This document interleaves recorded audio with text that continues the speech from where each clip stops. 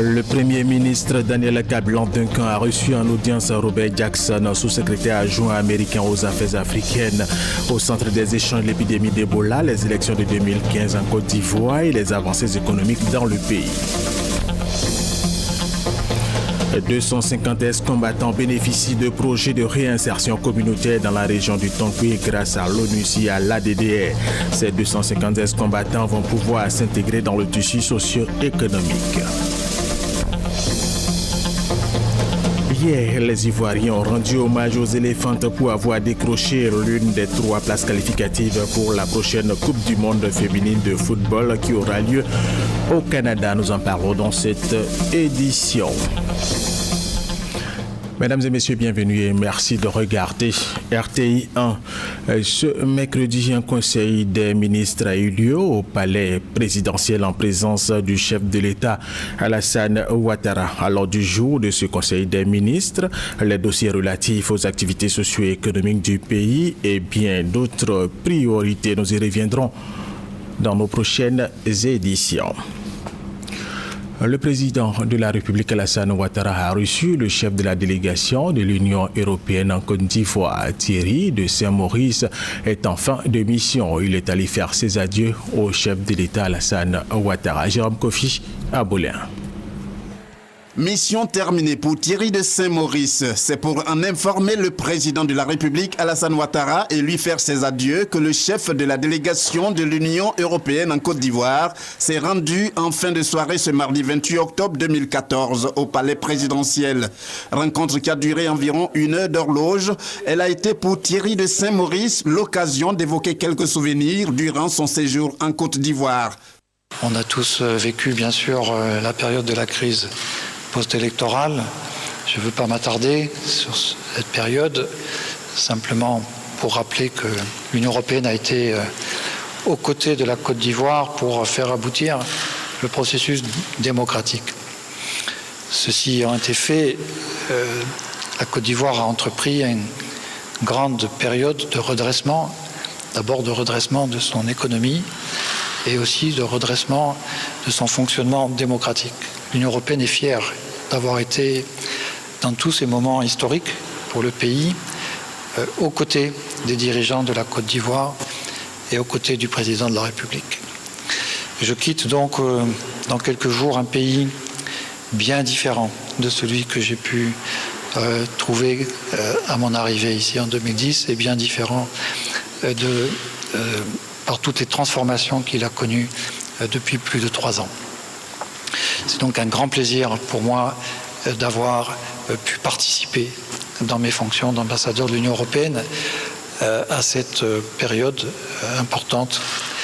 Et je quitte le pays avec un peu d'émotion parce qu'aussi c'est un pays qui m'a accueilli d'une manière exceptionnelle sur le plan relationnel, professionnel, politique.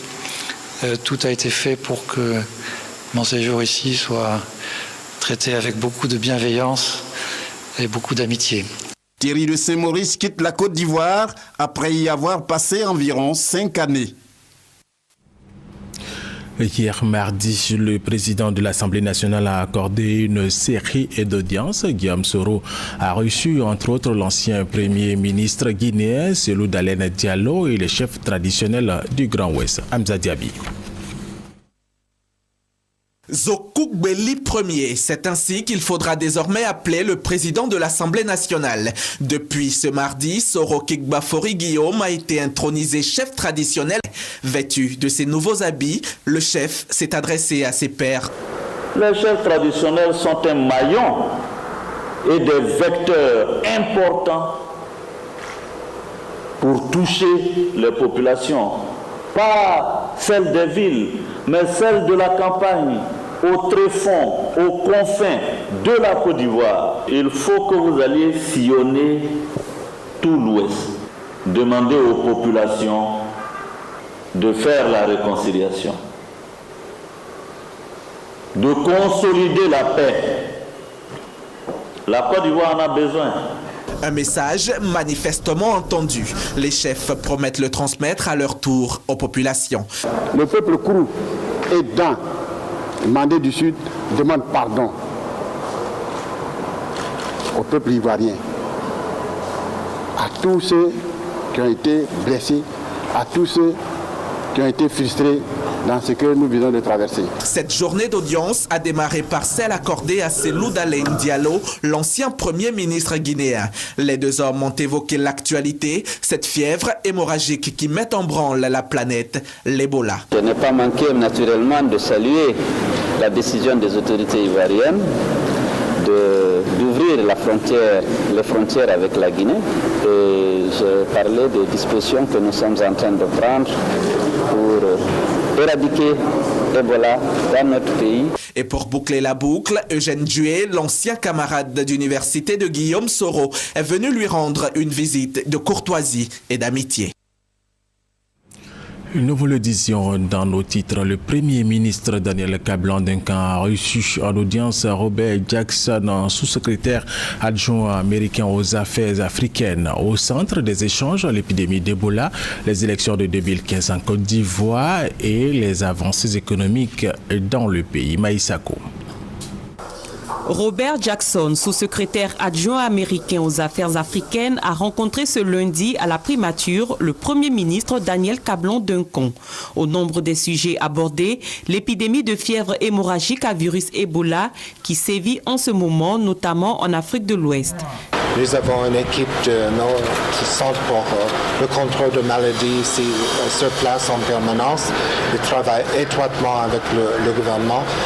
Mais le message que j'aimerais renforcer, c'est très bien qu'on a réussi à éviter l'Ebola jusqu'ici, mais il faut également regarder les cas du Sénégal et du Nigeria qui ont pu contrôler. L'élection présidentielle de 2015 en Côte d'Ivoire a été aussi évoquée au cours des échanges. USAID finance une formation avec la commission électorale.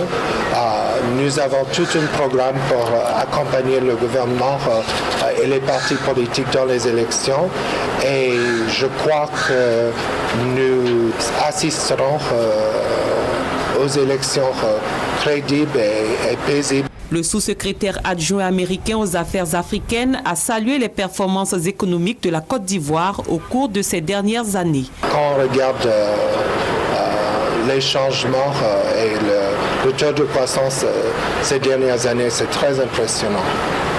Et je dois dire que ça fait 13 ans que je suis, depuis que j'étais en poste ici, et je vois beaucoup de changements, beaucoup de construction, beaucoup d'amélioration. La ville est nettement plus propre. Au dire du sous-secrétaire adjoint américain aux affaires africaines, Washington entend accompagner la Côte d'Ivoire dans ses différents processus. Un protocole de coopération entre les acteurs du commerce extérieur a été signé hier. Ces acteurs évoluent dans le domaine de l'import-export et ils veulent lever tous les obstacles qui minent leurs activités. Guérojo Nguesson, Francis Boafo. Par cette signature de protocole de coopération, l'ensemble des structures publiques et privées intervenant dans le domaine du commerce extérieur s'engagent à lever les entraves constatées dans l'importation et l'exportation des biens et services sur le territoire ivoirien. Les actions des différentes structures doivent permettre d'accroître le volume du commerce extérieur. L'exportation représente à peu près 20 à 30% du PIB et je pense que nous sommes bien partis pour faire de ce pays un pays pour lequel l'exportation sera beaucoup plus importante dans la formation du PIB. Le programme d'appui au commerce et à l'intégration régionale PACI a mis en place un mécanisme d'alerte aux obstacles au commerce. Il a déjà permis l'identification de 42 entraves, dont 5 ont été résolues et 17 en voie de résolution. Il faut dire que ces obstacles peuvent faire en sorte que les opérateurs ont tendance à opérer dans l'informel. Et nous voulons arriver de plus en plus à encourager les PME et les commerçants à opérer de façon régulière et à réaliser qu'en opérant selon les normes, ils bénéficient beaucoup plus. La résolution des obstacles liés à l'activité d'importation et d'exportation permettra à terme de rendre les entreprises ivoiriennes compétitives, positionnant la Côte d'Ivoire dans le commerce international. La composition du Conseil économique et social a été rendue publique depuis lundi. Les membres font leur rentrée demain, jeudi 30 octobre. D'où viennent les membres qui la composent, le Conseil économique et social, et quelles sont les actions du Conseil économique et social depuis la nomination de son président Marcel Zadi? Qu'est-ce la réponse avec Adama Kone? Regardez. En procédant à la nomination des membres du Conseil économique et social, le président de la République pose le dernier élément du puzzle des institutions de la République. Le Conseil économique et social, je ne sais pas au fait vraiment le rôle qu'il joue, mais je sais que c'est une organisation de l'État. Le Conseil économique et social est une institution de l'État qui est chargée de donner des avis au gouvernement sur les questions économiques et sociales. On entend dire conseil économique social, mais on ne sait pas véritablement ce que c'est. C'est M. Zadi Kessi qui est le directeur général, non? Enfin, Conseil économique et social. Bon, en tout cas, ça concerne le domaine économique, c'est ce que je pense. Assemblée consultative, le Conseil économique et social a pour rôle de donner son avis sur des projets de loi, d'ordonnance ou de décret, ainsi que des propositions de loi.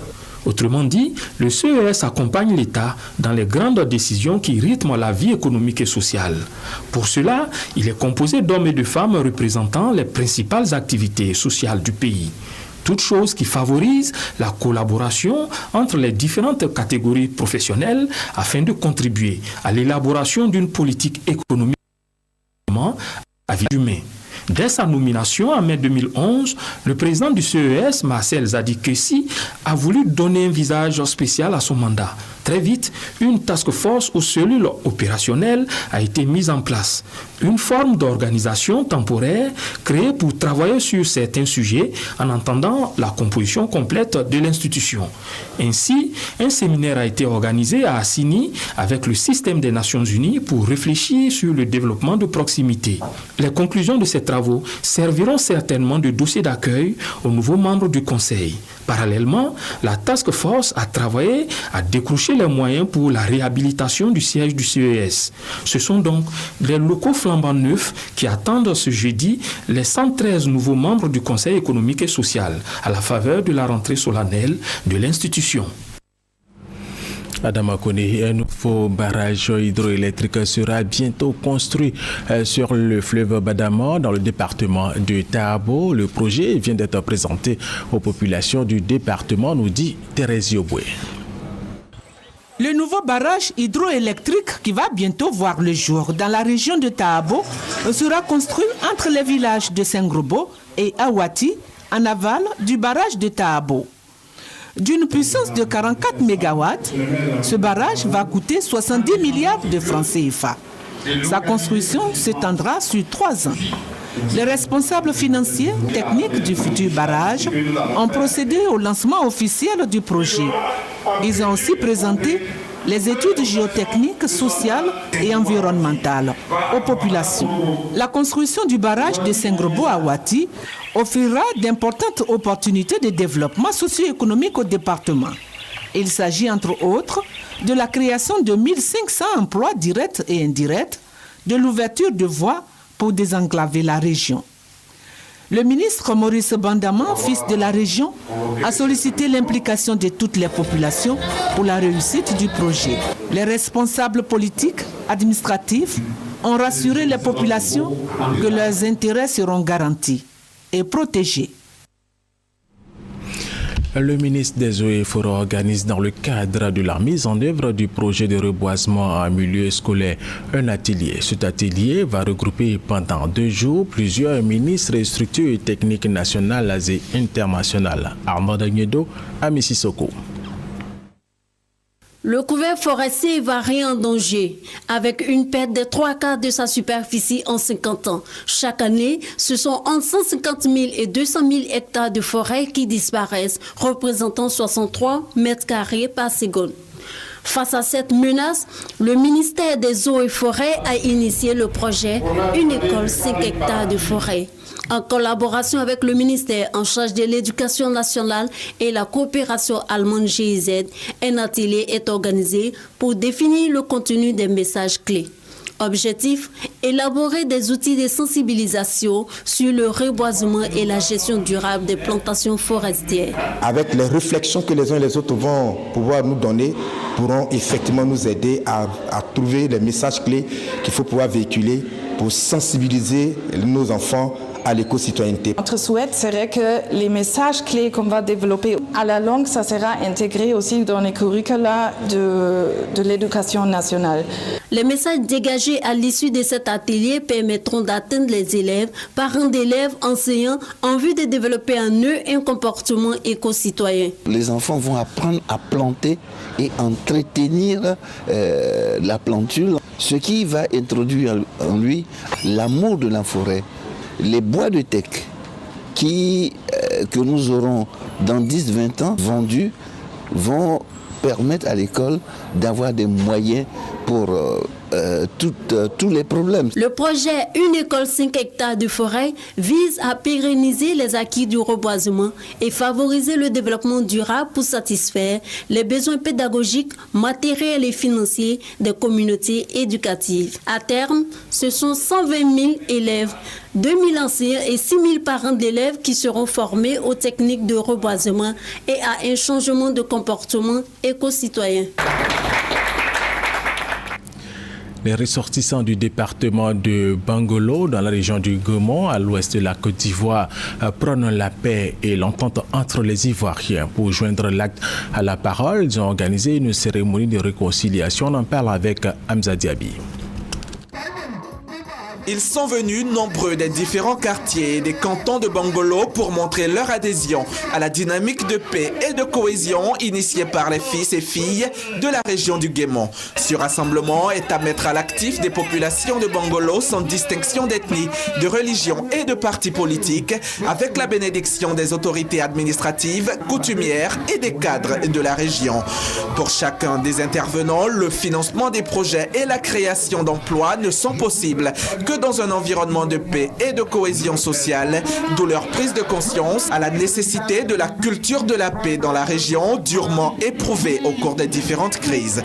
Cadre de la région et parrain de la cérémonie, Do Simon a invité les populations de Bangolo et en particulier la jeunesse à se mettre résolument au travail dans cette dynamique de paix et de cohésion sociale retrouvée. Pour sa part, il s'est engagé à être leur porte-voix auprès des autorités compétentes. Ils nous ont mis en mission pour transmettre leur message au président de la République. Le Bangolo est définitivement tourné vers la paix, que les jeunes renoncent à la violence à Bangolo, qu'ils s'engagent dans la fraternité avec tous les autres frères qui vivent dans ce département et ils s'engagent en tout cas pour reconstruire le pays autour du président de la République. Cette cérémonie s'est achevée par la lecture d'une motion de soutien aux actions de développement du président Alassane Ouattara dans la région du Guémon et sur toute l'étendue du territoire national.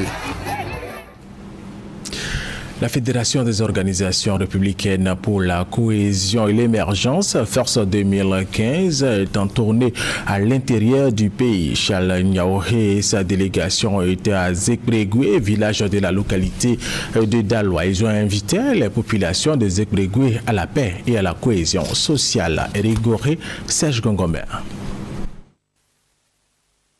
À cette rencontre avec les populations des Zekrégoué, le président de Force 2015, c'est-à-dire la Fédération des organisations républicaines pour la cohésion et l'émergence, a appelé les populations à prendre le train du développement en marche.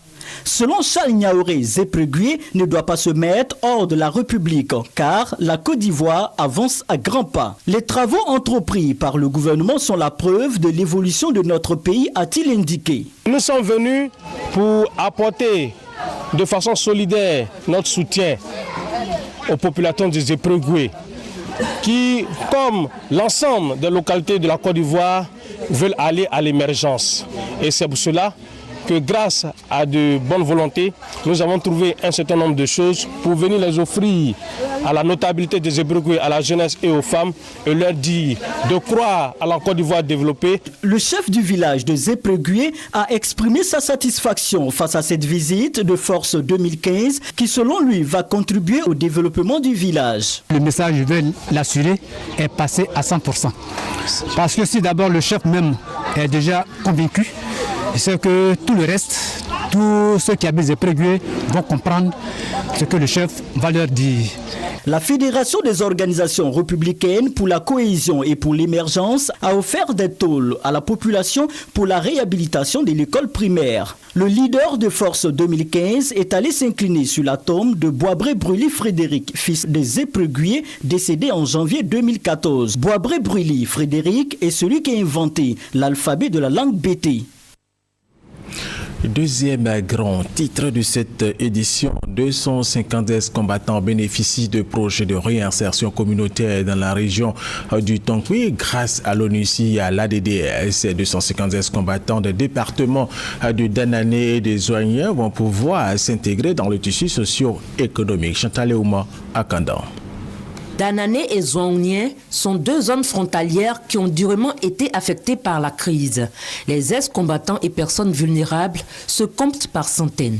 À travers le projet de réinsertion communautaire PRC, l'ONUCI et la DDR veulent contribuer à instaurer une paix durable dans ces deux départements. À Danané, 122 jeunes bénéficient de financement pour réaliser des activités génératrices de revenus. À Zouanien, ce sont 119 jeunes vulnérables qui pourront se lancer dans les projets d'élevage et bien d'autres affaires pour se prendre en charge. Le projet est exécuté par l'ONG Wadi pour la zone de Danané et IDE Afrique pour la zone de Zouanien. C'est l'ONUCI DDR qui finance ces différents projets. Il y a élevage de porc, élevage de lapins, il y a élevage de poulets et il y a kiosque à café et photographie. Ce sont ces différents projets que nous allons encadrer et démobiliser jusqu'à leur réinsertion sociale. C'est un projet qui concourt non seulement à la cohésion sociale parce qu'à ce projet sont associés les ex-combattants et également des civils. À côté de cela, il y a aussi le fait que c'est un projet qui va contribuer au développement. Environ 100 millions de francs CFA seront injectés dans ces projets de réinsertion communautaire. Une restauratrice qui a tout perdu pendant la crise va voir son rêve se réaliser. Son restaurant sera reconstruit. Ce projet va changer beaucoup de choses dans ma vie et la vie de mes enfants. Le projet de restauration que je connais va me permettre de revivre encore dans la joie et dans la cohésion sociale. Le lancement officiel de ces projets à Danané et à Zouanien marque le démarrage effectif des activités qui vont sans doute impacter positivement la vie de ces nombreux jeunes vulnérables.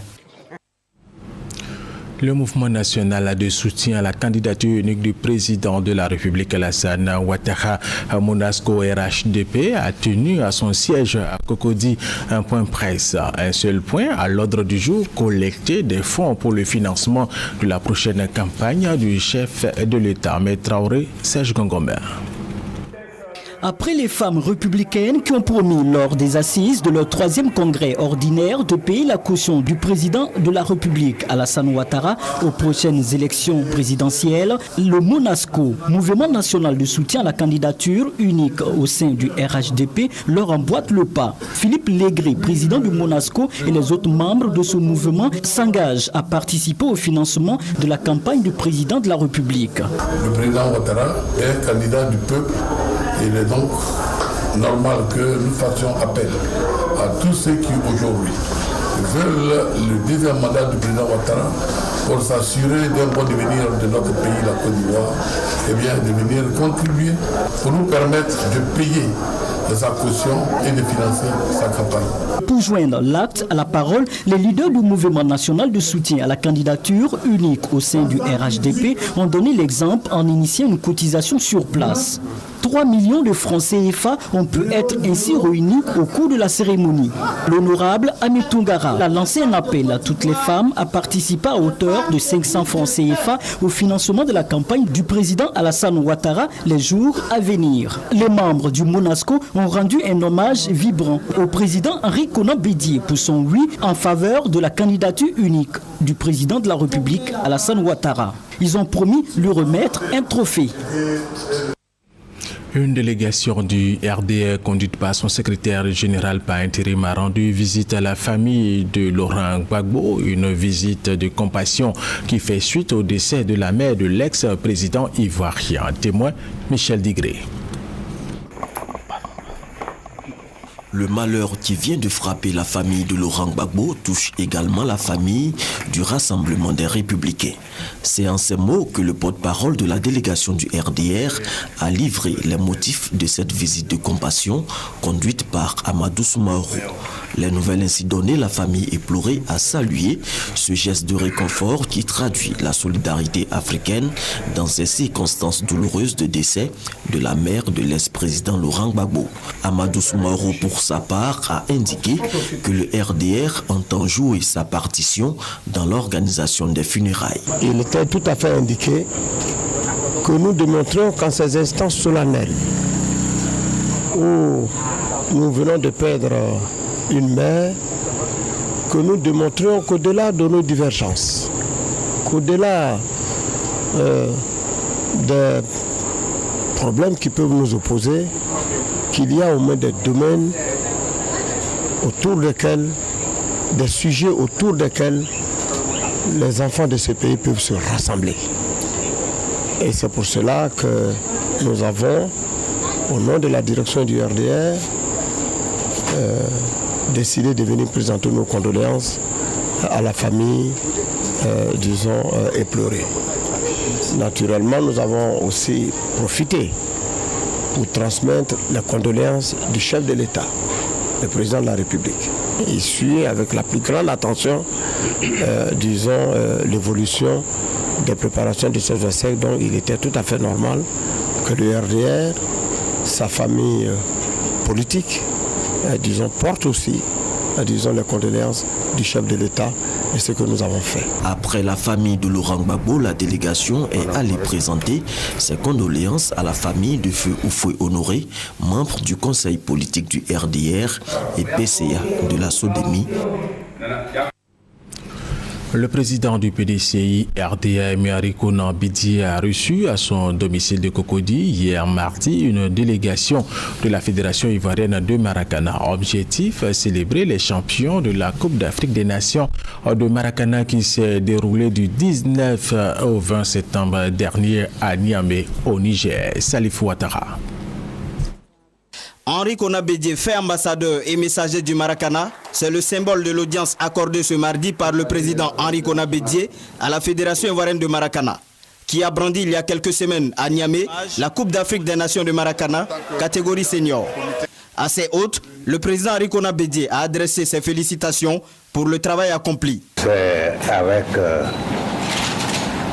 le cœur plein de joie que je vous accueille et vous félicite. Je souhaite que vous continuez dans le sens afin que vous alliez toujours de victoire en victoire. À son tour, le président de la Fédération ivoirienne de Maracana, Bleu Charlemagne, a tenu un discours de vérité. Un vœu, avoir accès à la présidence de la République pour présenter Dame Coupe au chef de l'État, Alassane Ouattara. Une réponse aussitôt donnée par le président Arikona Bédié, qui assure être le porte-parole des Maracaniers ivoiriens auprès du chef de l'État. Au sortir de cette audience, la délégation des Maracaniers ivoiriens se dit satisfaite des échanges. J'estime que c'est un point de démarrage définitif de la promotion internationale de cette discipline. Il nous fallait la confier au vrai propriétaire. Il était donc ministre de l'économie et des finances dans les années 70 quand le Maracana naissait. C'est donc par ses diligences distinguées que nos aînés ont pu partir sur instruction bien entendu du père de la nation ivoirienne moderne, que nos aînés ont pu aller au Brésil pour nous ramener, n'est-ce pas, cette discipline. Créée en 2010, la Fédération ivoirienne de Maracana œuvre depuis 2012 à l'internationalisation du Maracana, un produit made in Côte d'Ivoire. Restons dans le domaine du sport. Hier, les Ivoiriens ont rendu hommage aux éléphantes pour avoir décroché l'une des 3 places qualificatives pour la prochaine Coupe du monde féminine de football au Canada. Le gouvernement ivoirien était représenté par la ministre de la Famille, de la Femme et de l'Enfant, Anne Désiré Oloto Katitouré. Elles sont là, les héroïnes de la Namibie. Parties par l'entrée de tout le monde, elles reviennent par le salon d'honneur. Non pas gracieuses comme des ballerines, mais fières et grandies par l'histoire. Comité de soutien tonitruant, gerbe de fleurs à volonté, ministres, députés, maires, le groupe à Touré-Clémentine n'en demandait pas plus pour célébrer cette première qualification à un mondial de football tellement espéré. Autant les éléphants, hommes, savent nous rendre heureux et font la fierté de notre beau pays, autant les éléphantes, nos éléphants filles ont démontré qu'elles peuvent aussi nous rendre heureux et qu'elles savent faire la fierté de notre pays. Il est important que, en tant qu'élus de la nation ivoirienne, que nous venions les assister, les accompagner et leur dire que vraiment nous sommes fiers d'elles. Et les encourager à faire plus d'efforts, plus de se donner encore plus parce que l'émergence aussi passe par le football. Logés dans la poule A avec la Namibie, la Zambie et le Nigeria, les Ivoiriennes ont bataillé dur pour accéder aux demi-finales face aux Lions indomptables du Cameroun qui ont été plus fortes. Mais animées d'une farouche détermination, les éléphantes ne baissent pas les défenses et viennent à bout des Sud-Africaines pour la 3e place. Cependant, pour Touré-Clémentine et ses filles, le plus difficile reste à venir. Arriver à ce niveau, vraiment il faut pouvoir présenter une belle image, mais aussi il faudra plus redoubler d'efforts, travailler dur pour vraiment être à la hauteur à la Coupe du Monde. On va commencer dès maintenant, Dieu va nous donner la force, on va commencer à s'entraîner et puis on sera très bien pour le mondial. Accueillir ainsi les éléphantes de Côte d'Ivoire de retour du Canada en 2015 est le souhait de tous les Ivoiriens. La Côte d'Ivoire est avec vous, braves dames. Hors de la Côte d'Ivoire, à Ouagadougou, au Burkina Faso, plusieurs centaines de milliers de personnes étaient descendues dans la rue hier mardi pour protester contre la révision de la constitution de ce pays.